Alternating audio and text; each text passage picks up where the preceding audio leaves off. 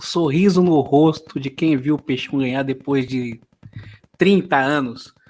Ganhamos, sejam muito bem-vindos a mais um vídeo do canal da Santos Mil Grau. Quem fala aqui é o Manu. Antes de eu começar a falar sobre essa vitória do Santos, já sabe, né? Se inscreve aí no canal, ativa as notificações, senta o dedo no like, que não é todo dia que o Santos ganha, então merecemos o like.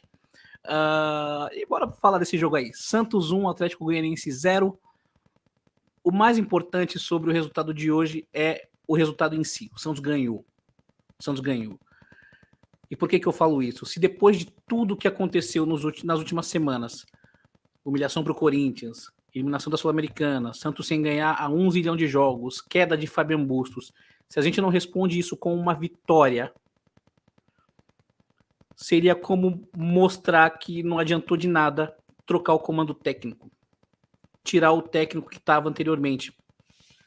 E, novamente, o fato do Santos ter vencido, não ter tomado gol e ter mostrado até uma postura mais segura, nos deixa com essa dúvida na cabeça. Eu não vou me manifestar, mas eu deixo a dúvida aí para vocês.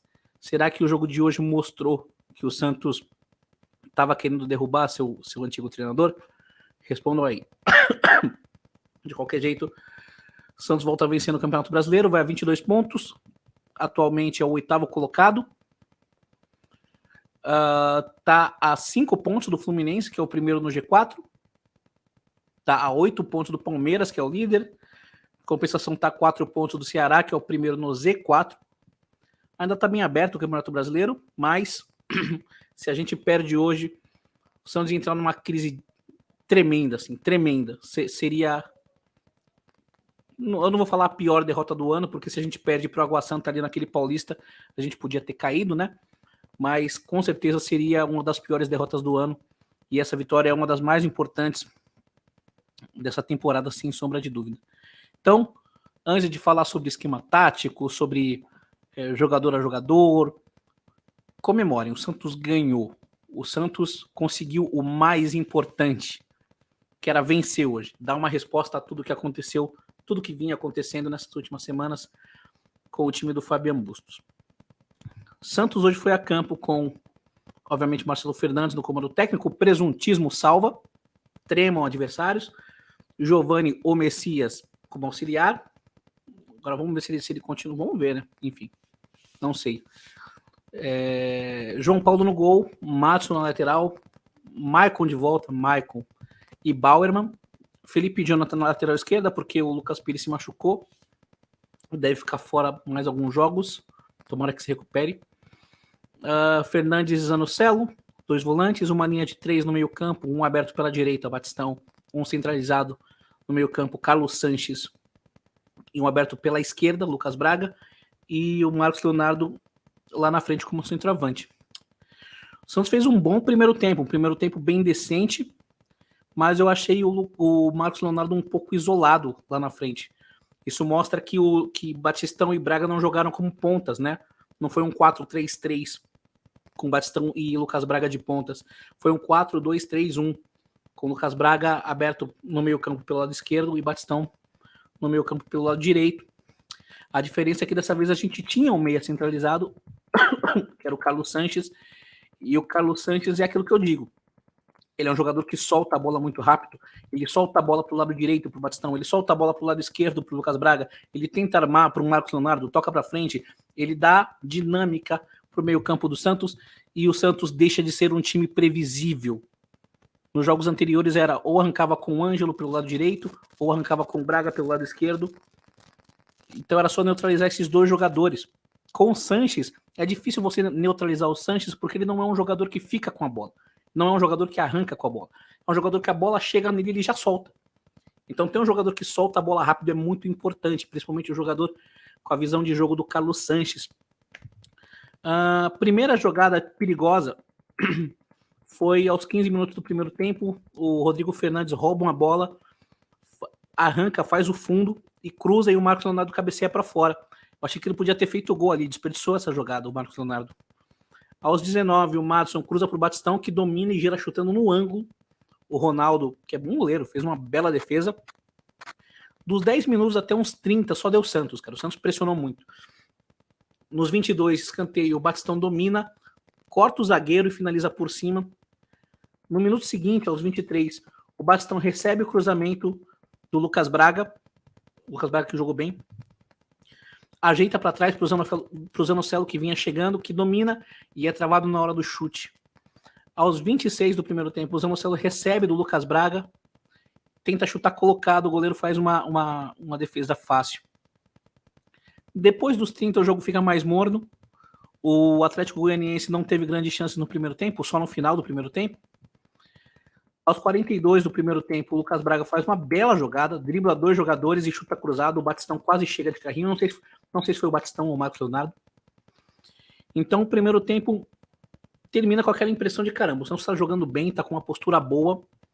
Parece até que estava querendo derrubar o seu antigo treinador, mas, enfim, eu já disse que não vou me manifestar. Digam aí o que vocês acham nos comentários. Foi um primeiro tempo seguro, mas no qual faltou um pouquinho de calma naquela última bola, dentro da área. Em algumas bolas que o Batistão recebeu, por mais que ele tenha levado perigo, talvez se ele tivesse olhado para o lado, ele encontrasse algum companheiro mais bem posicionado. Nessa bola que ele recebeu e girou chutando, o Sanches estava entrando na ponta direita. E o Marcos Leonardo estava mais livre no meio no centro da área. Mas assim, ele é atacante e o atacante chutar para o gol, você tem que entender. O Santos volta para o segundo tempo com a saída do Zanocelo e a entrada do Camacho. E aí o Santos não volta mantendo a mesma pressão. O Santos parece que cansou. O Sanches parece que cansou. O Batistão parece que cansou. E o Atlético Goianiense começou a querer gostar do jogo, né? Ainda saíram o Batistão e o Sanches, entraram o Lucas Barbosa e o Bruninho. E mais pro fim do jogo, teve mais substituição, não tô lembrado, eu só anotei essas, me desculpem. Enfim, eu não anotei se teve mais substituição. O Santos teve poucos lances de efeito no segundo tempo. O primeiro deles aos 26 do segundo tempo, olha só. Tava bem morno. Foi uma falta e no cruzamento o Bauerman cabeceia, a bola passa por cima do gol, passando perto da trave. Aos 31, numa tentativa de tabela do Marcos Leonardo com o Lucas Barbosa, o zagueiro manda a bola para escanteio. E aí no escanteio, a zaga não consegue afastar e a bola sobra para o Lucas Barbosa, que fuzila e faz o gol da vitória. Nisso, o Atlético Goianiense começou a querer se mandar para o ataque para empatar. O Santos não teve lá tanta dificuldade em segurar o ímpeto do Atlético. Mas vale frisar uma defesa que o João Paulo faz. Eu não me lembro qual é o nome do jogador, que pega um sem pulo na entrada da área. A bola vai no ângulo e o João Paulo vai buscar. Um negócio inacreditável. Que goleiro que a gente tem, amigos. Que goleiro. Aos 47 do segundo tempo ainda tem uma jogada individual do Bruninho, muito bonita. Pela ponta direita, ele dribla o marcador, chuta colocado e o Ronaldo espalma. A última jogada do jogo ainda, quase que o Marcos Leonardo faz um gol. O Lucas Barbosa faz uma jogada no meio campo, toca, eu não, acho que é pro Bruninho, que aciona o Marcos Leonardo, que chuta cruzado, a bola passa rente à trave. Então o Santos hoje ganhou, não vou dizer que ganhou bem em termos de diferença de gol, mas eu acho que ganhou bem em termos de apresentação. Foi uma apresentação sólida na medida do possível, poderia ter jogado melhor o segundo tempo, não conseguiu manter o ímpeto, mas o mais importante é que ganhou, não passou sufoco, não foi dominado e consegue 3 pontos preciosos, assim. O Marcelo Fernandes fez o feijão com arroz, bem feito, eu acho que ele mandou bem nas substituições, eu tô tentando lembrar se teve alguma outra substituição, gente, mas eu não tô lembrando mesmo. Bom, enfim, vou falar agora sobre jogador a jogador. João Paulo, maravilhoso. Quando precisou, nas poucas vezes em que precisou, mostrou que é um dos melhores, se não o melhor goleiro do Brasil. O Madison tá voltando de lesão. Então, para um jogador que estava voltando de lesão, achei até que ele fez uma partida segura. Eu tô vendo aqui que o Balieiro entrou no finalzinho do jogo, mas eu não vou fazer comentário sobre ele porque eu não lembro da partida dele. Enfim. O Madison fez uma partida segura. Na real, as duas laterais até que foram exploradas. mas não com tanta contundência por parte do Atlético Goianiense. Tem que ver quanto do resultado de hoje também se deve ao adversário não ser dos melhores. Mas vale frisar que o Atlético Goianiense acabou de se classificar na Sul-Americana, coisa que o Santos não conseguiu. E enquanto o Santos foi eliminado pelo Deportivo Táchira, o Atlético Goianiense simplesmente eliminou o Olímpia, que é um time de muita tradição, né? Ganhou de 2-0 do Olímpia dentro de casa, tinha perdido o jogo de ida por 2-0 e ganhou nos pênaltis. Michael e Bauerman é uma dupla muito segura, cara. Assim, é gritante a diferença de Michael e Bauerman para o que era Bauerman e Velasquez, Bauerman e Kaique, Bauerman e Luiz Felipe e Kaique. É a nossa melhor dupla de zaga e ponto final. Bauerman hoje, especialmente, jogou bem. Jogou muito bem. Felipe Jonathan, a mesma crítica do Maatson, fez uma partida boa. Não foi uma arma, assim, em termos ofensivos, mas também não foi um playground em termos defensivos. Não foi uma avenida, né? Ele soube ser contido, apesar de ter sido explorado em alguns momentos. Não foi uma má partida do Felipe Jonathan, não. O que me impressionou. Rodrigo Fernandes fez uma boa partida. Perdão, gente. Tô engasgando. Rodrigo Fernandes fez uma boa partida, mas ele exagera muito em algumas faltas. Ele tem que tomar cuidado com isso. Ele foi expulso contra o Táchira por causa disso. E hoje, se o juiz tem um pouquinho mais de rigidez, ele poderia ter expulsado o Fernandes de novo. Porque ele fez 2 faltas assim, que ele atropelou o adversário. Zanocelo, eu acho que o Zanocelo não fez uma boa partida hoje. Não tentou nada demais, tentou um chute de fora da área, tentou distribuir alguns passes, mas nenhum deles muito relevante. Não à toa foi substituído pelo Camacho. O Camacho acho que entrou mal. Se o Zanocelo não jogou tão bem, o Camacho jogou pior, né? Ele não mostrou a mesma qualidade no passe e não conseguiu marcar. Vamos lá, Léo Batistão fez um primeiro tempo muito bom, embora eu acho que ele pudesse ter feito escolhas melhores em alguns lances, mas atacante com a bola na área, ele vai procurar o gol, então é normal.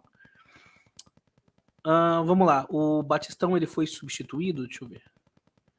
Ele entrou pro Lucas Barbosa, maravilhoso, entrou e decidiu. É bom a gente ter opções como o Lucas Barbosa. O Lucas Barbosa, você vê que ele é um cara que tem faro de gol, né, cara? Ele geralmente faz gols. É um jogador que entra na área. Então é bom ter uma opção como o Lucas Barbosa no elenco. Ele ficou sem ser utilizado em alguns jogos. Enfim, vai entender. Sanches, que primeiro tempo do Carlos Sanches, hein, gente? Que primeiro tempo do Carlos Sanches. A gente precisa de um jogador como o Carlos Sanches. Ele não vai ter o vigor físico para jogar os 90 minutos, mas é fundamental a gente ter alguém com a qualidade de passe, com a visão de jogo e com a velocidade, não física, com a velocidade de passe dele. Porque às vezes quem tem que correr é a bola. Quando você pensa no meio articulador, quem tem que correr de fato é a bola. E ele faz a bola correr por todos os lados do campo. Ele dá dinâmica, ele dá imprevisibilidade para o ataque do Santos. Então eu acho que ele tem muito a acrescentar. Se ele conseguir melhorar um pouquinho a parte física, o Sanches ainda tem muito a render com a camisa do Santos. Lucas Braga, boa partida, fez boas jogadas, boas arrancadas. Eu acho que falta ele ter um pouquinho mais de coragem e começar a chutar pro gol, arriscar o chute pro gol às vezes. Mas as jogadas individuais dele hoje quase que geraram gols, quase. Uma delas, o Batistão ou o Marcos Leonardo, não lembro, passou raspando assim de carrinho. O Sanches foi substituído pelo Bruninho, que também entrou bem. É um jogador que, diferente do Sanches, ele já tem um pouquinho mais de ímpeto individualista, ele é mais driblador. Ele segura um pouquinho mais a bola do que o Sanches, mas também sabe soltar, tem boa qualidade no passe quando precisa. É bom a gente ver que a gente tem opções no elenco, né? E o Bruninho entrou bem. Marcos Leonardo não foi uma boa partida do Marcos Leonardo, mas muito por conta dele ter ficado isolado. Ele ficou muito isolado. Talvez seja o caso das próximas partidas da gente tentar fazer uma dupla de ataque dele com o Batistão. Só que aí vai ter que mudar o esquema tático. De qualquer jeito, o Santos vence. O Santos vai a 22 pontos. É metade daquele número mágico um número mágico, na verdade, de 45 pontos, né, contra o rebaixamento. Então, metade disso seria 22,5. Mas, arredondando, a gente bate metade já do que a gente precisa para não ser rebaixado. E a gente ainda tem 3 jogos nessa primeira fase, né, no turno do Campeonato Brasileiro, né? A gente pega o Avaí fora, o Botafogo na Vila Belmiro, e a gente fecha o turno contra o Fortaleza fora de casa.